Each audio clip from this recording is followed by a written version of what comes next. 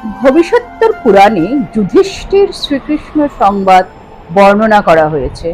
যুধিষ্ঠির মহারাজ শ্রীকৃষ্ণকে বললেন, হে বাসুদেব, আপনাকে প্রণাম। বৈশাখ মাসের কৃষ্ণপক্ষের একাদশী কি নামে প্রসিদ্ধ এবং তার মহিমাই বা কি, তা কৃপা করে আমাকে বলুন।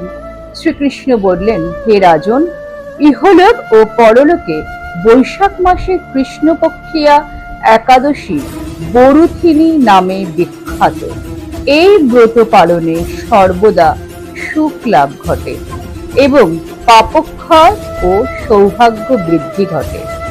মহিলারা এই ব্রত পালনে সৌভাগ্য লাভ করে থাকেন। ভক্তি ও মুক্তি প্রদানকারী এই ব্রত সর্ব পাপ হরণ এবং গর্ভ অবস্থার যন্ত্রণা বিনাশ করে।